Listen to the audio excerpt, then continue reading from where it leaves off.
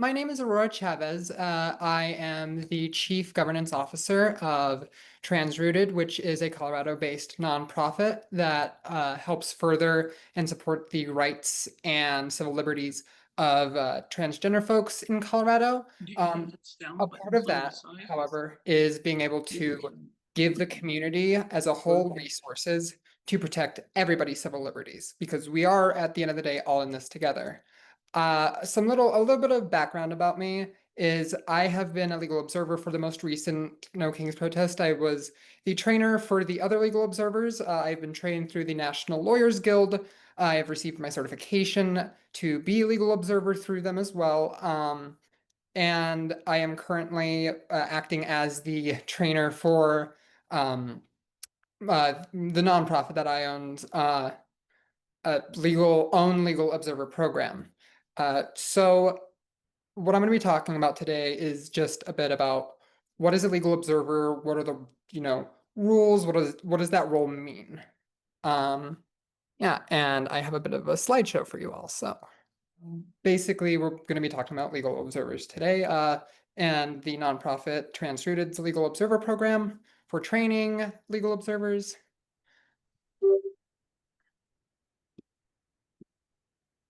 So again, just a little bit about me. I'm the Legal Observer Training Director. I'm a criminal justice major at the Metropolitan State University of Denver. And I'm the Chief Governance Officer of TransRooted. So you may be asking, what is a legal observer? So a legal observer at the, just breaking it down into simple terms, is somebody who is legally observing. So typically, whenever we do have protests, most of the time those marches are not like permitted, they're not sanctioned by any sort of government agency. So technically, by being on those streets, the government tries to consider that obstructing traffic, which is, a very low level crime. But to be able to have civil disobedience is also a way to create change and to promote change. Now, legal observers are people who will typically be on the sidewalks, either in front of, to the sides of, or at the back of any protest. They will be documenting any sort of police use of force or any sort of government agency use of force. So that includes things like ICE, the local police, municipal police, county police, district police, state troopers. They will be documenting all of those uses of force, any sort of arrests, any sort of misconduct, any sort of communication. So you are the accountability of those government agencies, which nowadays it seems that we are, significantly lacking. Aurora, we didn't see your slide progress. Oh, I know I'm still, does it say what is a legal observer? No, it just is on the first slide. Oh. So again, hi. So yeah, a legal observer, is basically all of that. They're also, if any sort of civil claims or criminal claims do arise, you may be used as a witness, or your evidence may be used in a court case, whether that be criminal or civil. You are also, you do have to maintain neutrality when you are legal observing. So typically that means not engaging in chanting, not wearing anything that can signify that you support one side or another, or just, participating in that protest outside of that legal observer role. Now, the reason for that is because if you are, called as a witness or your evidence is submitted, you will give a much more powerful testimony, or will carry a lot more weight compared to if you were a chanter or a fellow protester. You are also considered to be a visible deterrent from police misconduct. If the police see you, or if any government agency sees you, they are less likely to engage in any sort of misconduct or illegal activity, just because they know that they are being watched, they are being documented, they are being held accountable. You are a documenter when you are a legal observer, so you will be writing things down, you will be recording, you will be taking names, you will be taking badge numbers, you will be collecting other witnesses' names, and you'll be writing all of those down, which will be submitted as evidence later to what is called an evidence custodian. So just in case a civil claim or a potential criminal charge is alleged in the future, that person has all of that information and it can be easily communicated to either a defense lawyer or a civil rights lawyer. And at the end of the day, you are protecting your fellow protesters' civil liberties and their civil rights. Just by being there, just by being that visible deterrent, just by holding those government agencies accountable, you are protecting all of those protesters' First Amendment rights to petition the government and to protest. So, who can be a legal observer? So there aren't really any, prerequisites, I should say. You don't have to be a lawyer, you don't have to have a degree, you don't have to have graduated high school. You could be a doctor, you could be a lawyer, you could be a fry cook at the local Wendy's. You do not need to have any sort of prerequisites. The only thing is you cannot have a criminal background. You cannot, you do have to be reliable. So if you do say that you will be attending a protest unless something, emergencies do arise and things do happen, which we do understand. However, if, it is a reoccurring thing that is something that will be discussed just because the reliability of legal observers, if you don't have half of them showing up, what can happen is, you are significantly understaffed and you cannot safely or properly document or hold any sort of government agency accountable, because if it's just you, then it could just be, your own words against 20 police officers or 20 ICE agents. We're also looking for people who are, professionals, people who hold, weight, or who are able to look and maintain a professional front, even when stressful situations may arise. That leads me into my next point, is just the ability to remain calm during stressful situations is extremely important.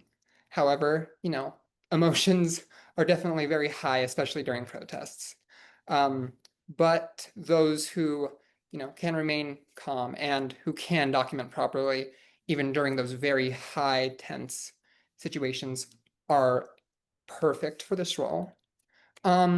And just the ability to remain neutral, even again, when those emotions are high, because your testimony, you bearing witness in a court or in an administrative hearing against an officer or an ICE agent could be the difference between a wrongful conviction or somebody being let free for, exercising their First Amendment rights.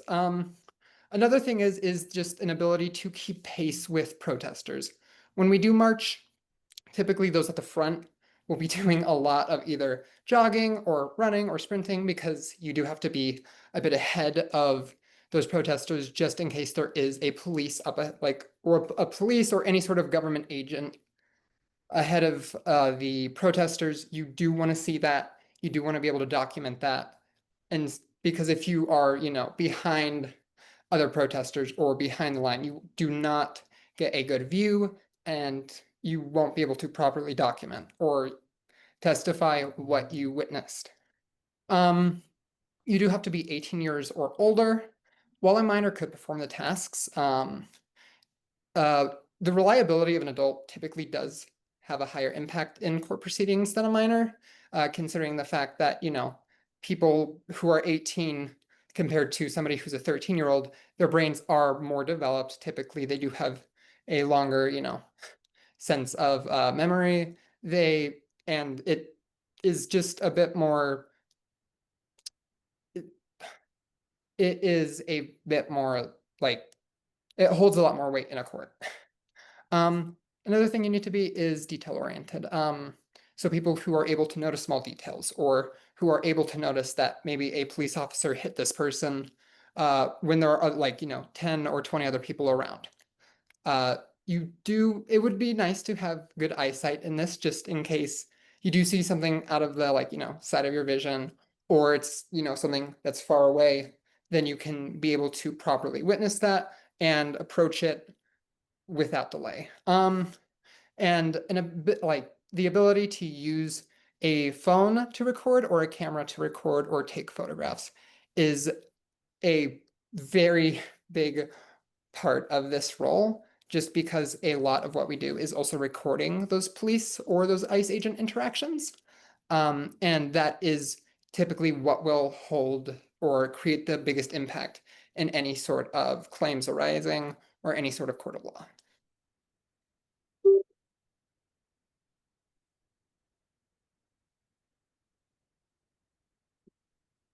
So some examples of our work. This was a testimony given by Miss GML. We have used her we have used a code name just to protect her identity. So she was at a BLM protest and was arrested by a police officer. However, because of the video recordings and the documentation provided to the courts, those charges were dropped, and the arresting officer did face excessive use of force, which then caused him to face administrative consequences. And this just shows the weight that legal observers hold, that your testimony, you bearing witness, you speaking out against unjust or illegal behavior can be the difference between a wrongful conviction and being let free. So you might be asking, what can you do? So again, my nonprofit is holding a legal observer training program. Now, typically these trainings will last about 1 to 1.5 hours. And after that, you will receive a certificate of completion, and you will be able to be certified as a legal observer through TransRooted. So we also have group training dates. These are going to be your best bet if you do wish to be a legal observer. We have dates for 11/06/25, 11/13, and 11/19. Most of those I do believe fall on a Thursday, if I'm correct. And then one of them also falls on a Wednesday, if I'm remembering that correctly. Now I'm going to leave this up just so you can scan to register if you wish. And yeah, I'm going to allow for any brief questions or any clarifying questions that anybody may have. Great, thank you. We do have a few questions in the chat, so if you're ready, I'll go ahead and ask them. The first question is there any chance that Colorado can pass a law or laws that would require ICE to be unmasked and wearing identification when in Colorado? That is a great question. And I will say that I don't know the answer fully to that, but I will give you the information that I know. From my understanding, ICE and federal agents, so let me back up slightly.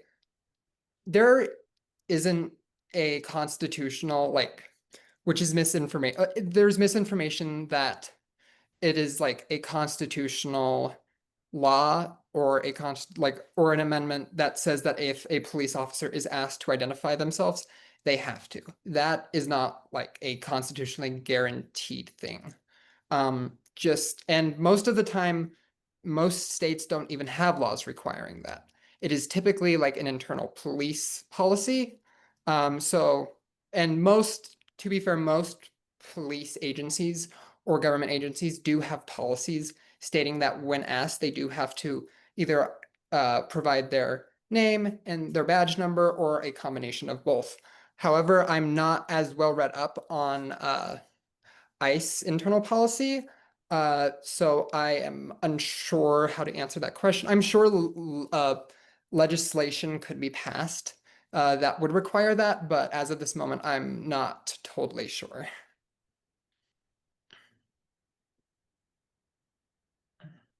Okay,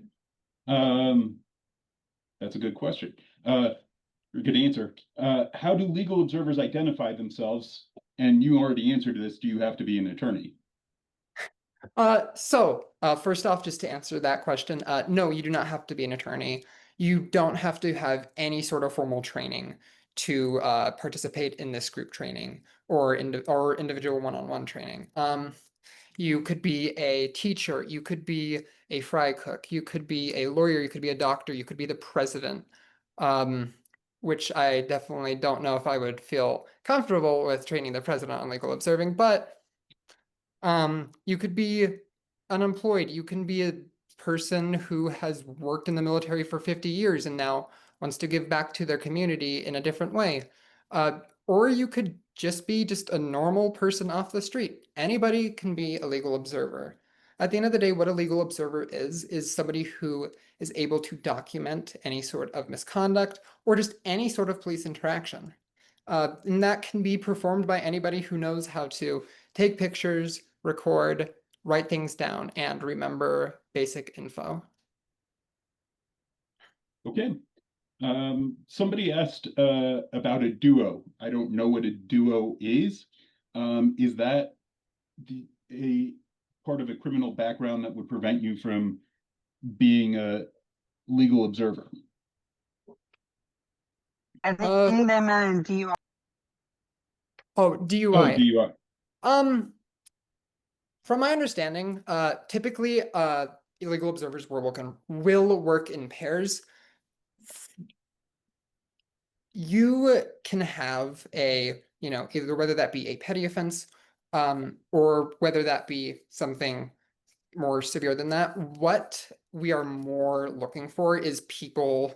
What a big disqualifier is if you have a charge of fraud or perjury or any sort of like lying or like creating misinformation that is considered a criminal offense. So that's like, again, fraud, perjury, forgery, anything like that would likely be a disqualifier. However, if it's unrelated to that, you likely will still be able to qualify to become a legal observer. Okay. So you said a little bit about it, but how does someone learn to become a legal observer? Sure. Yeah. So again, the QR code displayed on the screen here takes you to a Google form that you can fill out. If you wish, you can also attend. There should be links on Mobilize, I believe. And so on there, you will also receive an email if you do sign up through that Google form. I'm sorry, could you repeat the question?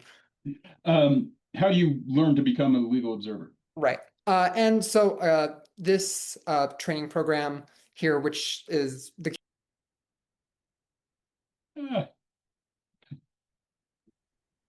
Ah, apologies. So the QR code on the screen will take you to a Google form that allows you to sign up for the legal observer training through TransRooted. You do get a certificate and you do get a verifiable training completion certificate as well. So if anything does arise, any sort of claims do arise, you can say, hey, I have been trained in how to properly document, how to properly record, and how to properly keep evidence safe. So basically, what you can do is you can either scan the QR code and sign up through TransRooted.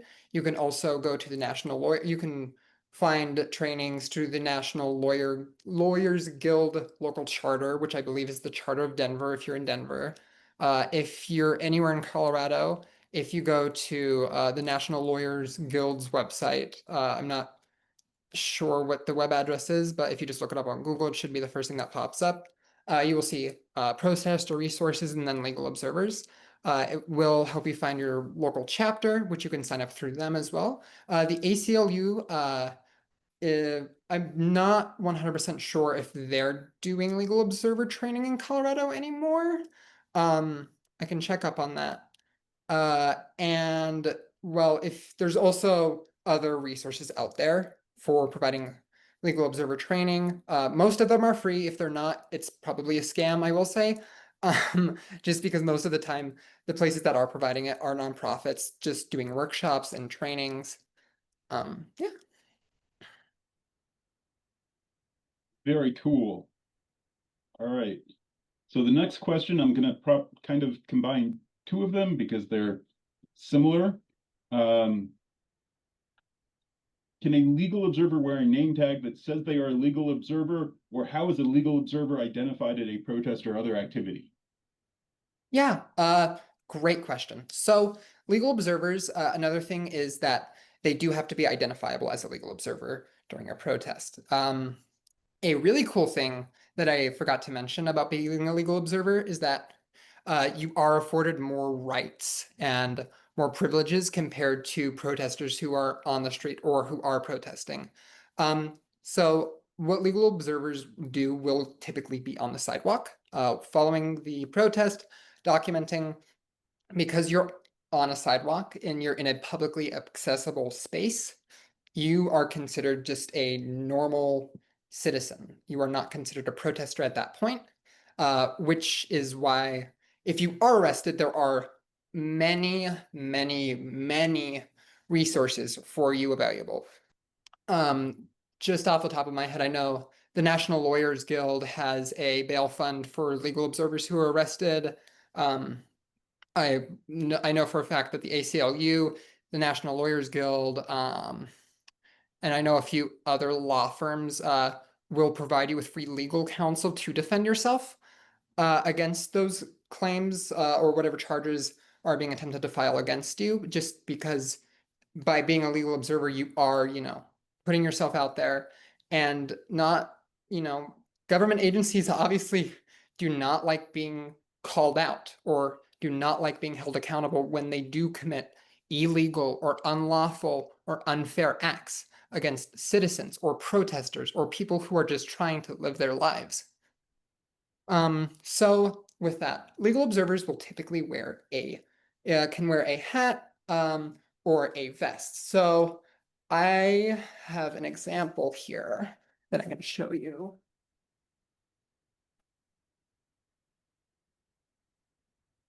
So we did use these at the last protest. Here, I'll turn off my blur here.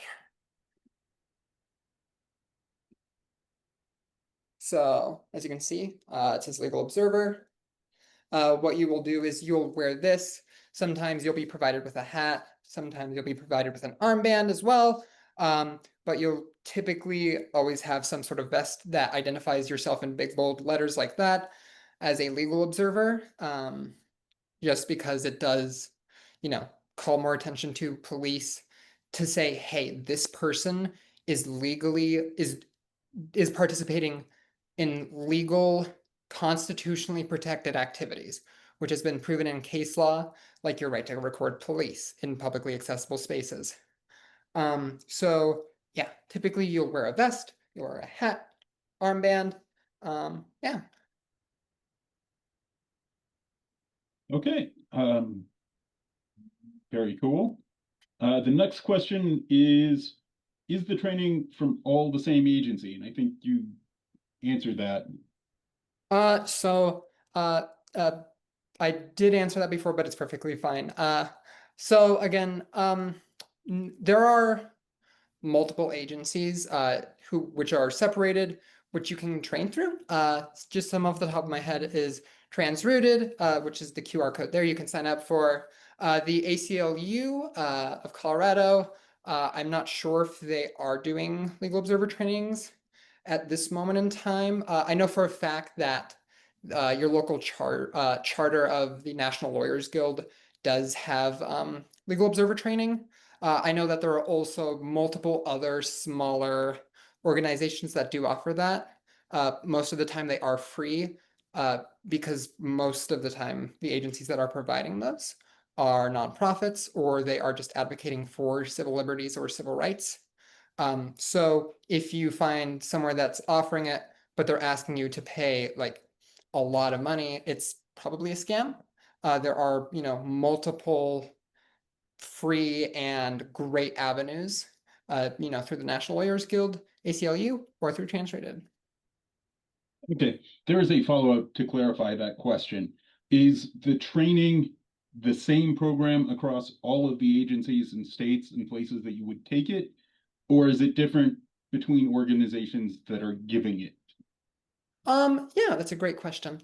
So typically, just like how school curriculums are, you will have, an outline. Like you have to teach, you have in high school, you have to know, basic algebra typically. You have to have like a basic understanding of English typically. Uh, it's the same as that. There are outlines, there are things that no matter what agency you go to, you are going to receive basically an outline of or the training of the same information, such as like maintain neutrality, how to record, how to document, stuff like that. But they will differ from agency to agency.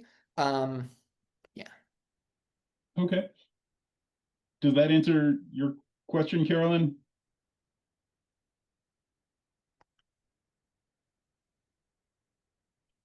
The next question is, can you train online or in person? That's a great question. As of right now, the trainings are only online. I am open to the idea of in the future having in-person trainings. Uh, I am more than willing to do that for people who either aren't tech savvy enough or don't feel comfortable doing it via Zoom. There is a contact link. I'm going to go to the next page. So if you would, in a moment, so if you haven't scanned it and you would like to register for this, I would advise scanning it now. Um, yeah. So the question was in-person or virtual training. So yeah, right now, all of them are just virtual. But in the future, we are probably going to have in-person workshops for becoming a legal observer. Those will probably be slightly longer, probably 2 to 2.5 hours of time commitment. So yeah, just to clarify, as of now, it's just online. Okay. I'm also going to move on to the next page. Just it still has the QR code up, just so you know. oh yeah. And again, the next two questions are connected, so I'll ask them together. One person says, is a legal observer certified for any and all areas in the US? And somebody says, I live in Idaho. Will this training be applicable in my state? Oh, yeah, great questions. So at the end of the day, legal observers are basically like typically legally protected. In the eyes of the law, they're legally protected bystanders. They are not participating in that protest.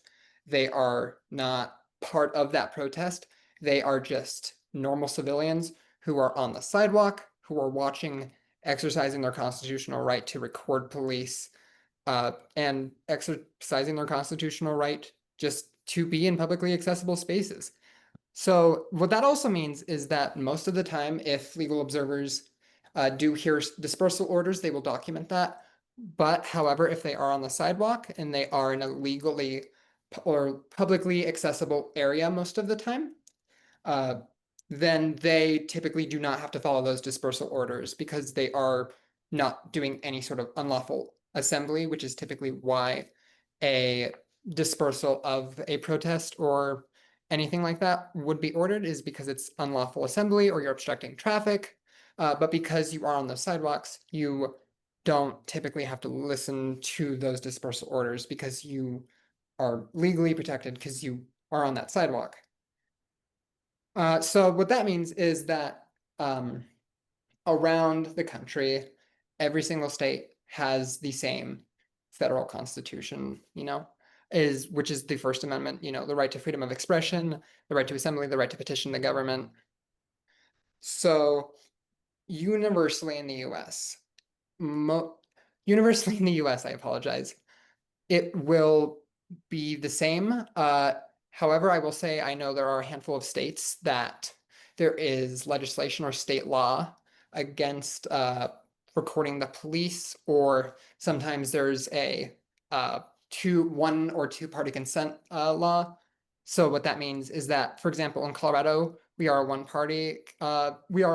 party consent state. So that means that if you are, for example, in a conversation with somebody and you're recording either their voice or you're recording them with like maybe you're recording them with like your sunglasses, or maybe you're recording them with your phone. Because you are a party in that conversation or in that interaction, and you can consent to that recording, the other person does not need to consent for them to be recorded. However, in other states, it is a two-party consent state, which means that or everybody in that conversation needs to consent to being recorded.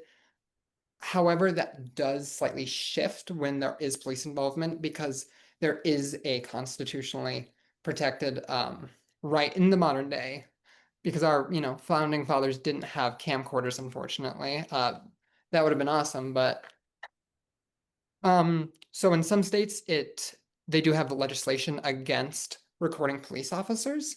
I would have to do a little bit more research into which states those are and how that affects them differently. However, I know in Colorado, legally, you can record police at any time as long as they are performing their duties as like a government agent. So, that does not mean you can follow them home and keep recording them, because that would be, harassment. But um, in Colorado, I know that it's 100% protected if you film any sort of police officers. I'm unsure about, I think you said Idaho or Ohio. I can look into that, but I'm not sure about the response for that one at this time.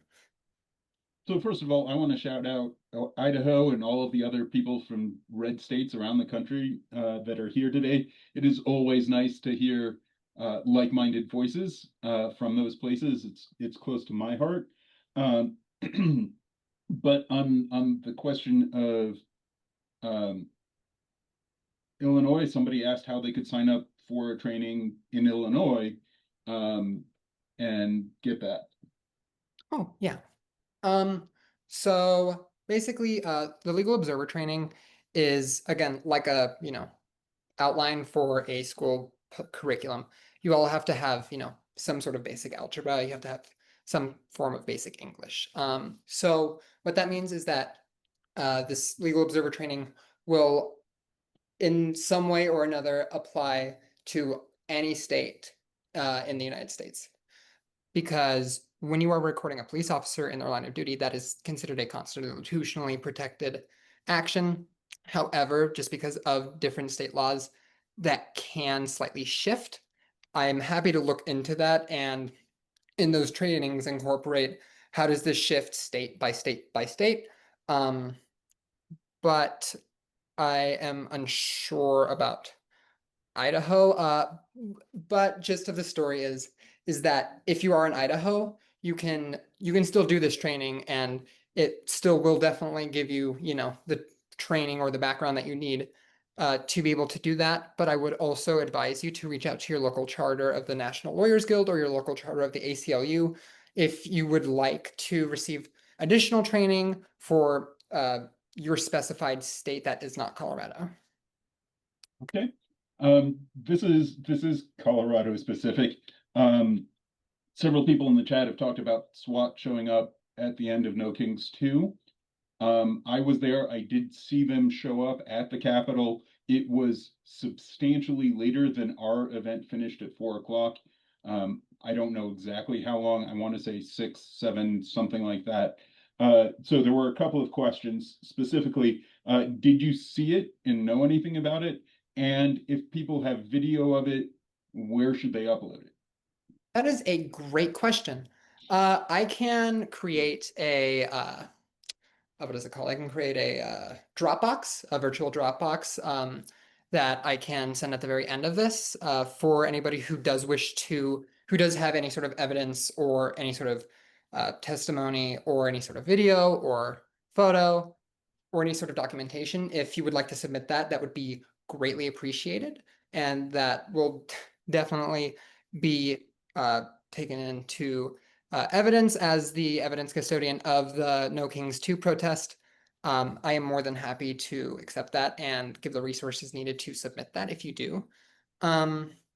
Now, as to seeing them, at the time I was with a separate group who also was confronted by the SWAT team. this group at the time was in front of Union Station, and about, I want to say 20 to 25 like police vehicles, approximately 2 or 3 like armored personnel carriers or SWAT vehicles were also deployed. At the time, in front of Union, there was no tear gas deployed.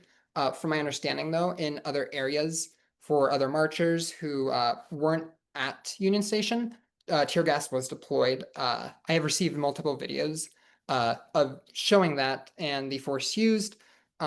And another thing that you do as a legal observer is at the end of any sort of gathering or protest, anything that you have, any sort of documentation, evidence in general, will be given to the evidence custodian, which at the time was me. I haven't heard any civil claims or criminal claims arise that have not been that haven't been given to the district attorney to fully prosecute. So right now we sorry. As of now, we have not given any evidence to any defense lawyers because none have reached out. But to clarify, yes, I was at a portion where SWAT was deployed. However, I was not at the main site at the time due to having been with that specific group of protesters, unfortunately. If somebody sends video to our upload link, can we forward it to your Dropbox once we get the link? That is perfectly fine, yeah. Okay. In the same vein, or actually, this is the next question. Somebody tried to ask the ACLU what to do if they get arrested at a protest, and we're told they had to make a donation. Can you answer what somebody should do at a protest? We have information about that too that we can add to your answer if you want. Sure, yeah. So there are multiple resources just in the I know just off the top of my head within the Denver metro area, and I know for like the wider region of Colorado, there are lawyers who typically will provide a pro bono representation of protesters who are arrested at protests while doing constitutionally protected activities. So a place you can go to is, for example, the National Lawyers Guild does regularly take on cases of protesters being arrested during a protest. The ACLU, I'm so sorry to hear that they asked you to make a donation. That shouldn't be the case. However, I'm not affiliated with the ACLU, so I can't make a statement on their behalf, unfortunately. Another resource I know was, I know Solidarity Warriors has a phone number for a local law firm. Is that correct? Yes, I believe Tiffany does have one. We do. Somebody told us not to use it, so we're investigating to see if it's a good number. So if you have any resources for that, that would be awesome. Yeah. So I can definitely give those resources to you. I don't have them. We can send it in our follow-up email. Yep. You'll all get that email with those resources available to you. Another thing that I would advise that I know Solidarity Warriors also advises is before you even go to a protest, take a permanent marker and write down a trusted person's phone number on your arm. If you do get arrested, you are typically given one phone call. Make sure that person knows where you're going that day and make sure that they pick up, because if they don't pick up, unfortunately, that is typically your one phone call and you don't get a do-over. What that person should know is, where are you? Are you safe? Do you know the charges that are being brought against you? Do they know when you're going to be held? When they are going to be held or taken to a judge for a bail hearing, and if there's any law firm that you prefer, reach out to this. I would advise doing research or using those resources that we will be providing in the post-gathering email to that person, just in case, worst case scenario, you do get arrested and you do have to call that person. Just to follow up, from my perspective, that phone number that I'm going to write on my arm is going to be one of those pro bono lawyers, so that they will know I am arrested and it will get the ball rolling. And hopefully you've already at least contacted them, talked to them so that they at least have some idea who you are. In addition to that, as an organizer, we try very hard to plan our protests that are peaceful so that nobody is going to get arrested. If I am going to plan something where I think there is a risk of people getting arrested, or precisely doing something that would get them arrested, chaining themselves to a government building or blocking something, or going on a highway, I would, as an organizer, feel responsible to make some arrangements ahead of time, make sure that there is a bail fund, make sure that lawyers are lined up to know if you're going to a protest and you don't know those things ahead of time. I strongly suggest you avoid doing the things that will get you arrested. And you should be able to do that fairly easily, um, unless the organizer puts you in a position that they shouldn't be. Does that make sense? So with that, the next question is, does this apply in the event of an ICE raid that one just happens to be in proximity to and can witness? I guess, can the legal observers for protests also observe ICE activities? Oh, absolutely. Absolutely. And just I just also want to put that out there. To record police, uh it is typical, as long as you're not interfering or hindering. I say that with air quotes because that is a charge that a lot of police officers like to bring against anybody who pisses them off. Um, as long as you are not in like intervening physically, or you are not like making the situation worse or inserting yourself directly into that situation, as long as you are, we typically try to advise that people, if they can, stay at least 10 to 20 feet back while they are recording, just so that a police officer can't say, oh, they charged, or oh, I backed up into them and that was X, Y, and Z. So even if you aren't a legal observer, you are legally protected to record police action as long as you are doing it in a place that is not creating a risk to yourself or to the officers. As long as you are doing it in a typically publicly accessible space, or a space that is typically accessible to you legally, such as, let's just say it's in your apartment building lobby. Because you live there, you are you are typically allowed to be there legally, so you can record legally because that is a space that is typically accessible to you. Um, Having that legal observer training, though, does definitely, if you are called as a witness or to give testimony or to give a statement uh, to a lawyer or to somebody who's trying to help that person, your recording or your testimony is again constitutionally protected. But it can also be the difference between whether that person gets either deported, charged with something, or if they get released.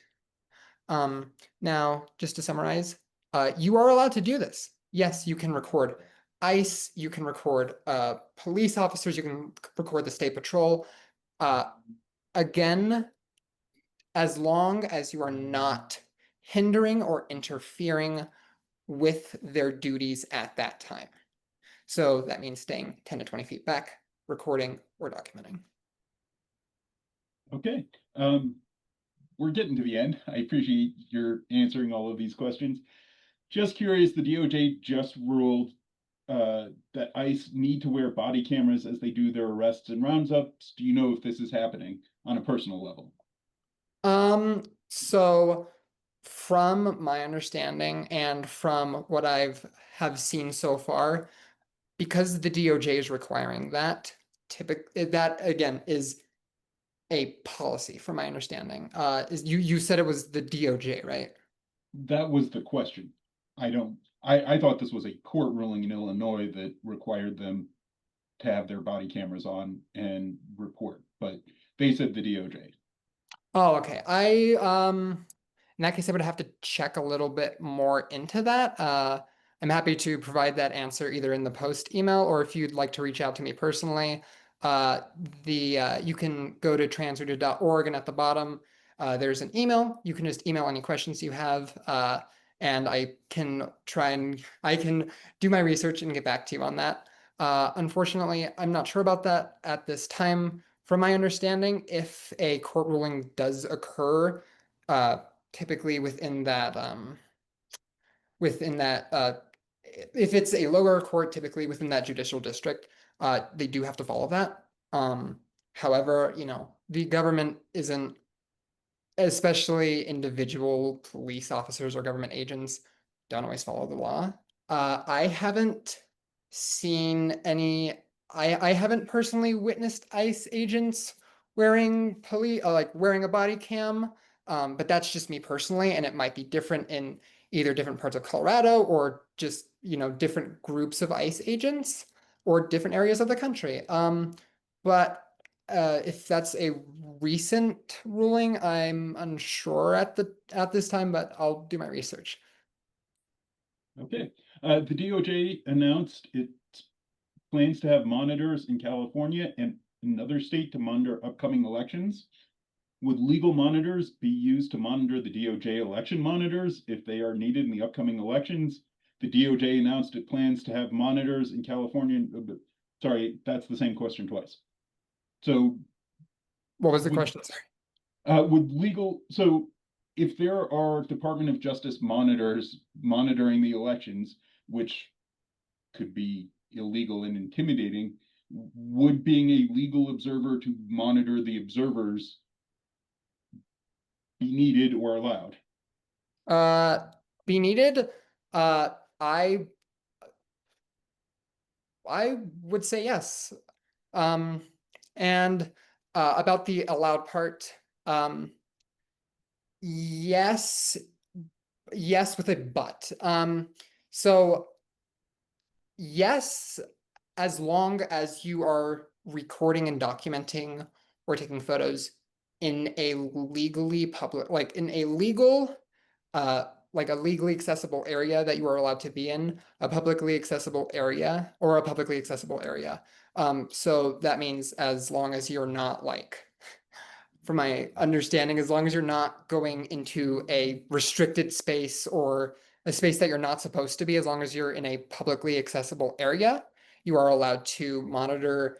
And as long as it's, again, in a publicly accessible area and recording is allowed, because I know that can differ if it's considered a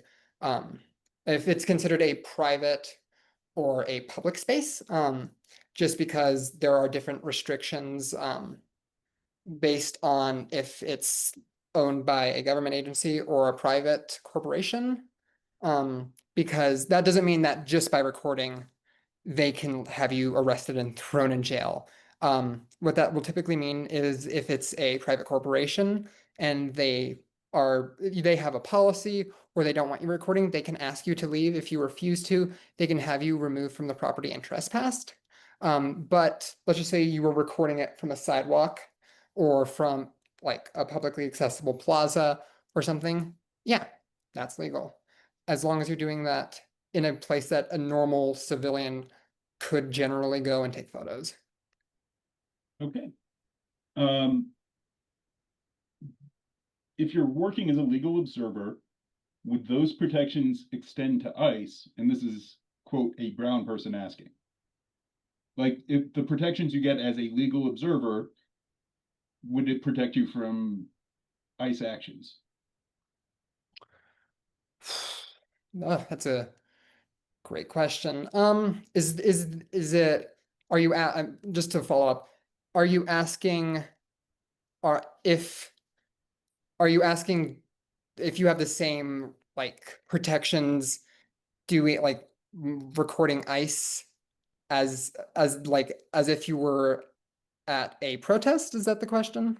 I think the question is, at a protest, if you are recording the police as a legal observer, you have certain protections against being arrested as part of the protest. Is that correct?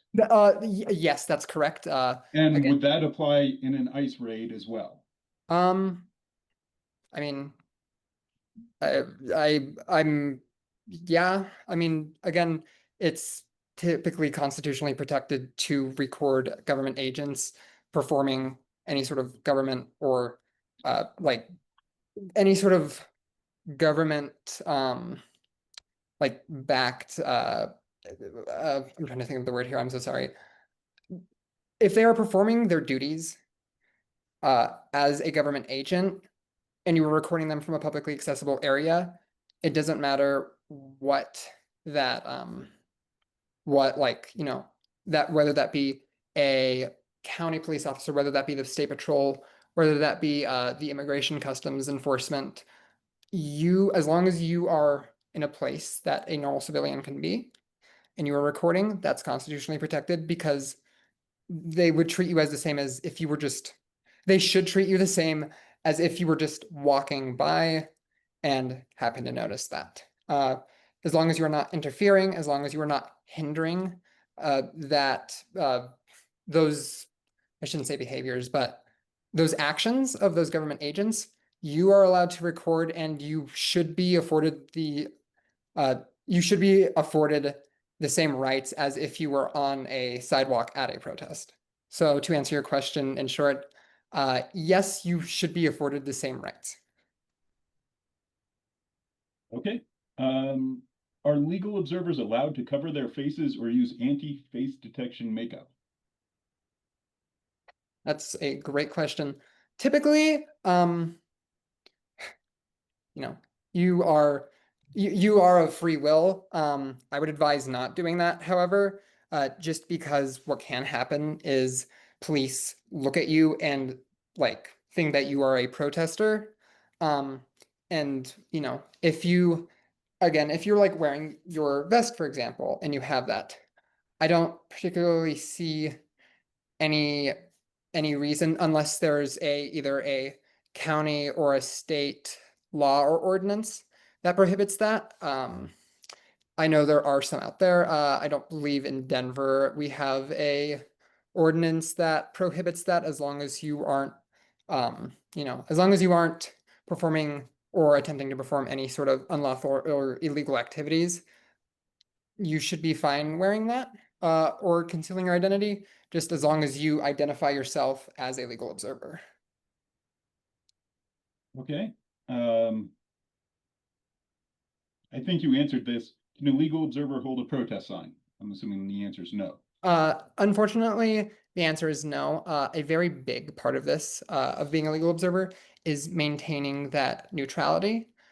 Just because, again, if you do end up having to be a witness or give any sort of testimony in court or to a defense lawyer, it typically carries a lot more weight if you were considered a neutral party compared to if another fellow protester was doing that, because that protester could be seen as biased where you aren't considered or seen as or biased at all. And just a follow up on the face covering, couldn't it also be a legal issue if you can't be recognized? How can you prove it was you observing? Great question. So typically what you will have is you will have when you're a legal observer, you'll have a clipboard and you'll have forms and arrest charts on it.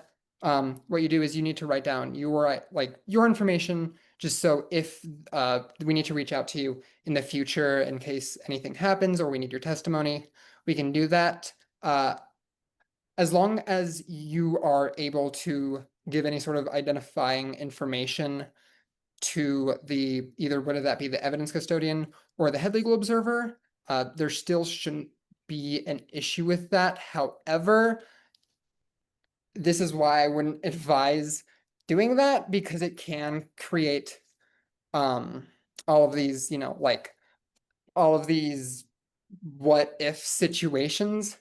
What I would advise is just wearing, you know, a vest that identifies you as a legal observer, a hat if you'd like. But again, if you do wear a face covering, you might be considered or seen as by the police as a protester.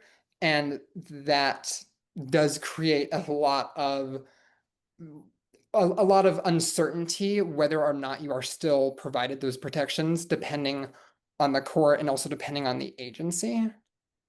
So while again, you are free, like you are free will to do so, I wouldn't advise doing that. Okay, that's all the questions from the chat. I have two personal questions for me. Yeah.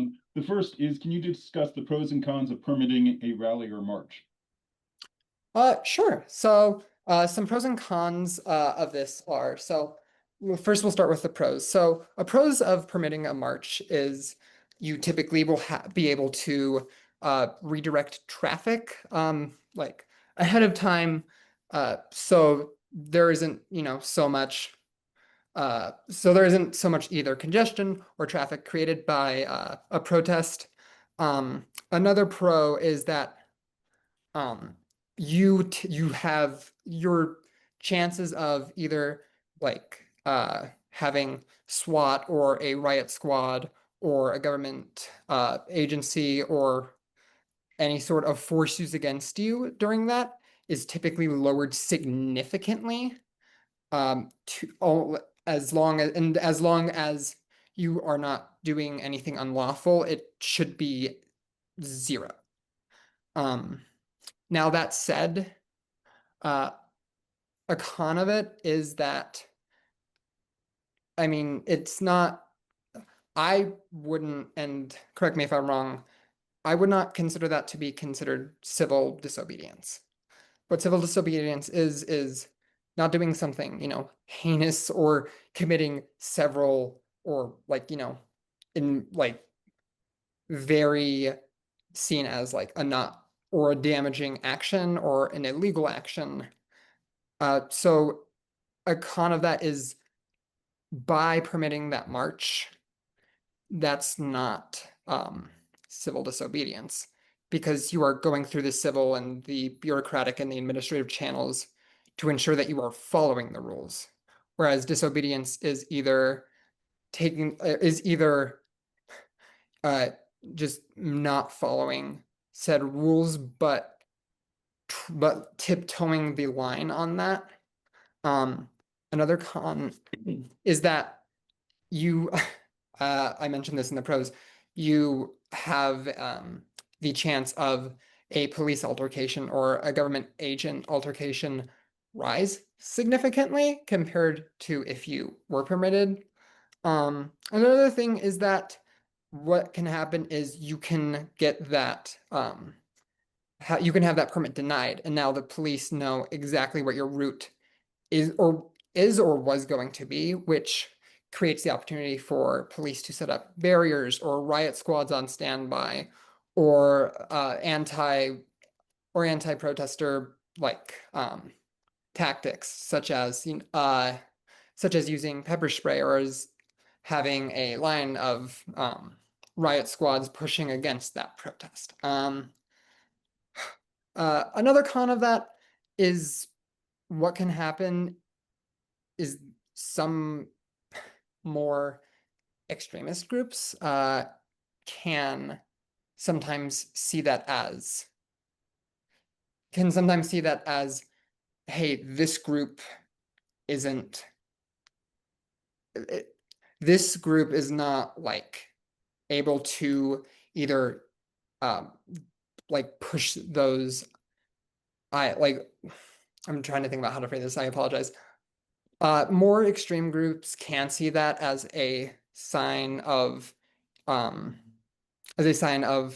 we don't align with this group because this group is because this group follows procedures. This group follows the bureaucratic process, which we are against because either it's unfair or it's illegal or just that group doesn't agree with it. So pros and cons mostly just boil down to if the police are how the police will respond to that.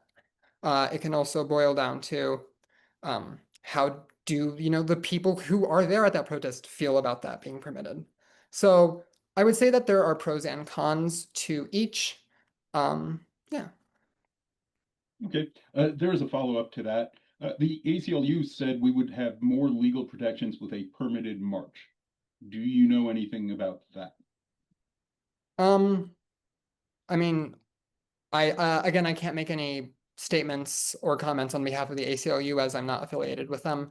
However, that said, the question was, you said the ACLU said that you would I'm sorry, could you repeat it? Are there more legal protections at a permitted march than there would be at an unpermitted march? Yes, because that march is permitted, and that as long as it is permitted properly, like you were saying, let's just say you were saying, I'm gonna go down Colfax, I need this, I'm getting a permit to have this section of Colfax permitted for a protest. What that means is that what will typically happen is the police or the city will shut down that section beforehand and redirect traffic. And so because that is permitted, it's almost the same as if you had gone to a street fair, except it's a protest. You know how you can be on the streets that you might not typically be on because there's cars running through it.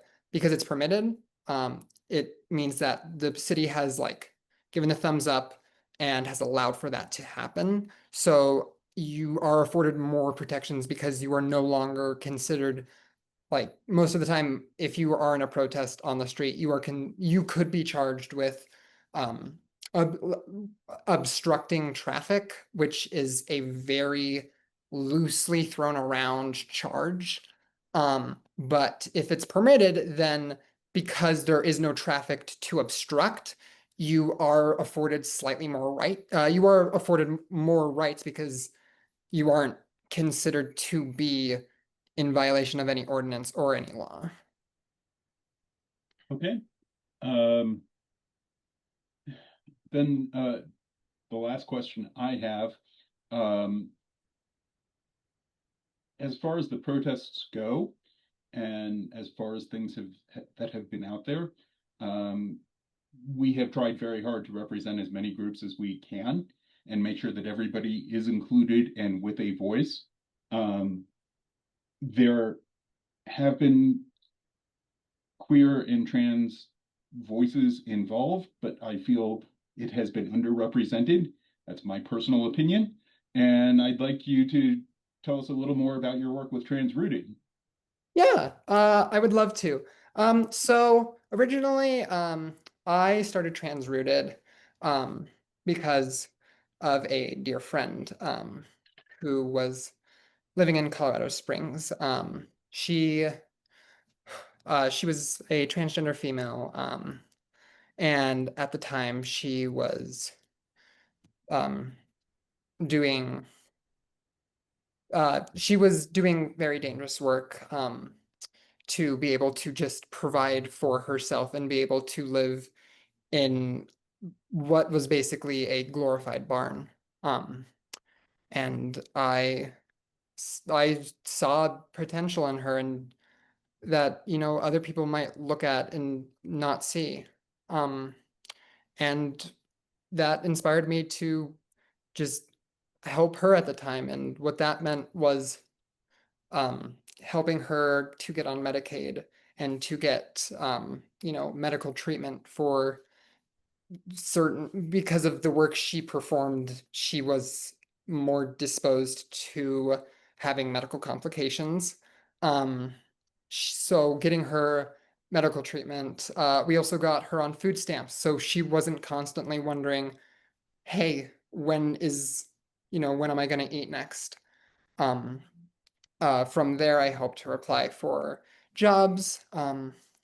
And after a while, she realized that she wanted to go back to school, and we got her into a university, and she's now attending and doing great and is now on her way to receiving her social worker's license. And I saw how this person, because I don't know if it was because of their identity or if it was because of what they did for work, but this person had slipped through the cracks of society. And that wasn't fair. And that's not fair for anybody to slip through, but for this person in particular to slip through, likely due to you know, what they do for work or because of their gender identity. It's disgusting how we let people like that slip through the cracks. And now if you look at her, you would see a very bright and a insanely intelligent young woman. And without something like a resource like TransRooted, she could still be in the Springs wondering, when am I going to eat next? She could be dead on the streets.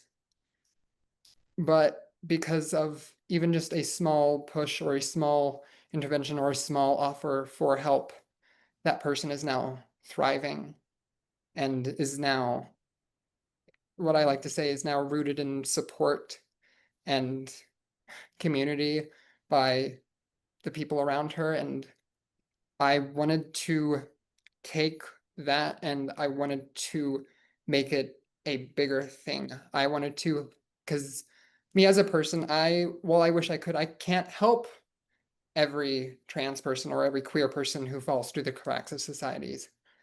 But I can create an organization that can push for more protections and can help people in those type of situations and can help people who don't want to be in these situations anymore get out and become somebody that they wish to be and help, like, and just be a be a like contributing member of society and be proud of that. And that is why I started TransRooted, is because nobody deserves to fall through the cracks because of how they look or because of how they speak or because of the color of their skin. That is fantastic. Thank you so much for doing it. The starting something to fill a hole because nobody else is doing it is very near and dear to my heart and the way I approach any sort of activism. I don't want to do the same thing that 50 other groups are doing. I want to find the people who are not getting help and help them. And it's also a great story about how an individual can go and start and do something on their own, even if they don't have a background, even if they don't have an education or a history in what is the best way to fill that void. You're a living example of going and doing that. How can we help and support your group? I appreciate you. Thank you so much. So yeah, so at this point in time, the biggest thing that we need is, unfortunately, monetary funding. So what that means is any sort of donation or any sort of contribution, whether that be a donation through the QR code, which is to give butter, whether that be through stocks and bonds, or whether that be by leaving something in your estate, even if it's 50 cents, even if it's $1, even if it's $500, you are still contributing to make a impactful change in these people's lives, in these lives who might feel like they don't have anything going for them, or they might not have, or they feel like they might not have anything to contribute. But at the end of the day, the truth is that they are still people. They still, we all bleed the same color. We all are human. So what I ask from anybody who can is just a small, medium, large donation, or just to get the word out there. Word of mouth is one of the most impactful things you can do. If you know a trans person, or if you know a gay person, or if you know somebody in the LGBTQIA plus community who is struggling or who feels like they can't do anything or they can't contribute anything, please just tell them about our group. Tell them, give them, the website transrooted.org, or, tell them about Solidarity Warriors and they can get them connected with me as well. And because your contributions, whether that be through word of mouth or by donations, can literally be the difference between life and death. So to follow up on that, as an organizer, I love good recurring donations. $2, $3, $5 a month. Can they set that up? Oh, that's a great question. So the QR code on the screen, or you can go to transrooted.org and scroll to the bottom and hit donate. Give Butter does give you the option to either give a one-time donation or give donations, whether that be weekly, monthly, or yearly. Recurring donations are definitely something that is a huge contributor and can make a huge difference, because while we can look at the contributions we get one month from one-time givers, it might be vastly different from a different month. Now that doesn't mean that we still don't appreciate those one-time donations insanely, but it does help us out a lot to have those reoccurring contributions, because we can say, hey, we know that these people have pledged to give $5 a month. And if, let's just say, 100 people decide to give $2 a month, that's $200 monthly. That's 2,400, if I remember, per year. And that can make a insane difference. And one of my favorite quotes is, "Be the change you wish to see in the world."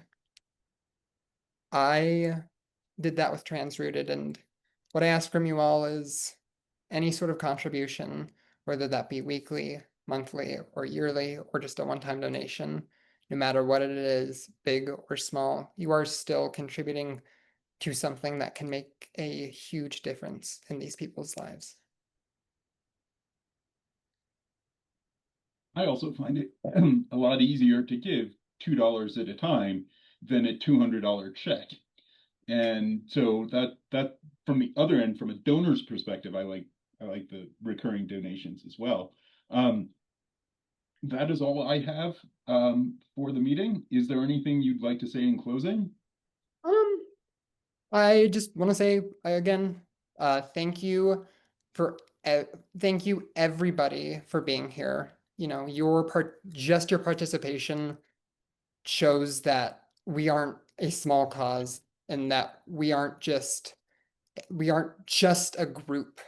We are a group who is making a difference and who sees something that needs to change, and we are actively working towards doing that. Your participation, your contributions are actively helping us create change or reform that we drastically, more than any other time, need in this country. We look at, the Orange Menace in office, and I mean, how are people going to afford to eat next month? I'm personally on government assistance, and I am concerned about what I'm going to eat next month. This shows just how unhinged and how vile one person with a bad or an evil idea can spread to so many other people. So again, thank you for being here. Thank you for listening. And thank you for standing with us in solidarity.